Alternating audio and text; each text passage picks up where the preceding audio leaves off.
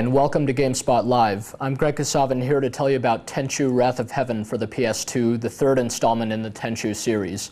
If anyone's keeping track, the original Tenchu game from 1998 is probably the first modern stealth action game. It came out a few months before Thief, the Dark Project, and Metal Gear Solid, which it's pretty amazing that all three of these games came out in the same time frame, but collectively these games defined what's now, a pretty common blueprint for an action game, one where you're trying to stay hidden and take out opponents before they even know you're there, rather than slug it out toe-to-toe with your enemies.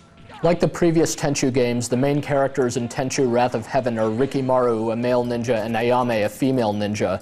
Each of these characters has its own campaign consisting of 10 missions, and there's also a third character, a martial arts doctor named Tenchu, who's unlocked after you beat the two previous campaigns.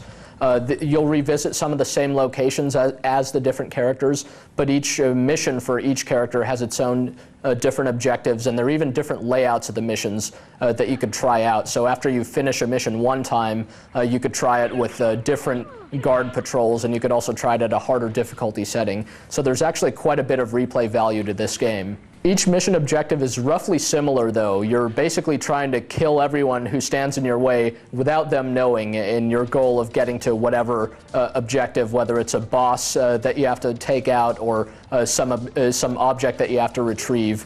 Basically, a lot revolves around you staying out of sight, monitoring enemy patrols without them seeing you, and then sneaking up behind them and killing them, murdering them, basically, without them even knowing what hit them.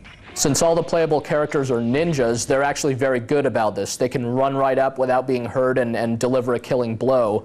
Even if they are noticed, they can fight pretty effectively toe-to-toe with their enemies. In fact, most enemies really aren't much of a challenge when you're fighting them one-on-one. It's only if you get ganged up on that you're really going to be in trouble. Some of the difficulty in this game also comes from falling into bottomless pits, sort of an ignoble way for a ninja to go, but definitely a very real danger in this game. Not every mission has a lot of these bottomless pits in it, but the ones that do are definitely the tougher ones. Tenchu Wrath of Heaven doesn't have the most complex implementation of stealth gameplay that's been in a game to date. You don't really use shadows, you just stay hidden behind obstacles for the most part, look around corners and attack from higher vantage points from where the enemy can't see you.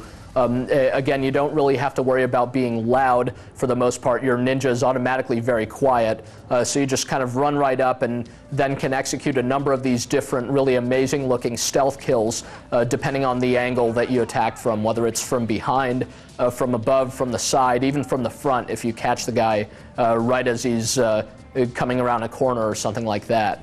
As a ninja, your character is also very acrobatic. You always have a grappling hook on hand and can use it to scale up walls and get onto rooftops and climb up to places where you normally couldn't.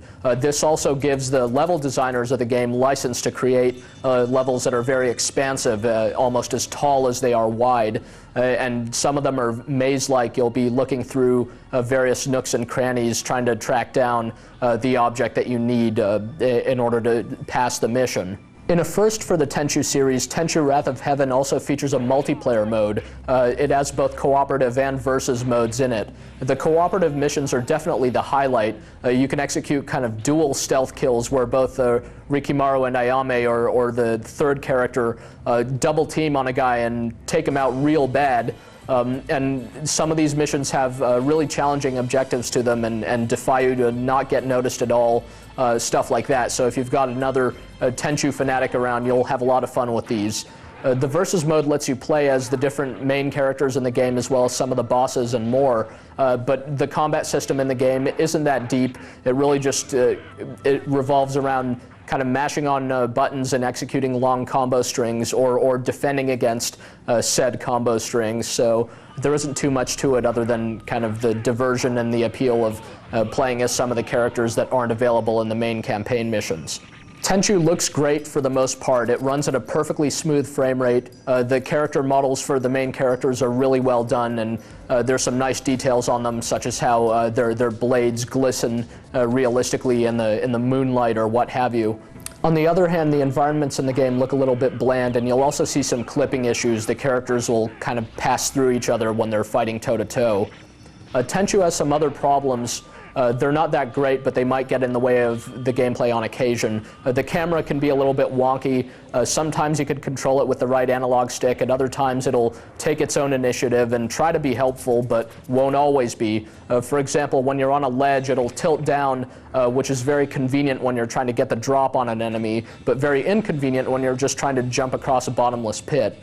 You'll learn to get around these things, though. There are other stealth action games out there these days, but Tenchu Wrath of Heaven has its own unique spin on the formula. It's more forgiving in a lot of ways than a lot of these games are. If you're noticed, you could still duke it out with the enemy and often win. And really, the game's atmosphere, its own unique style, its whole premise is very unusual and distinctive, and making it a game that both fans of the series and anyone remotely interested in the subject matter will definitely want to check out.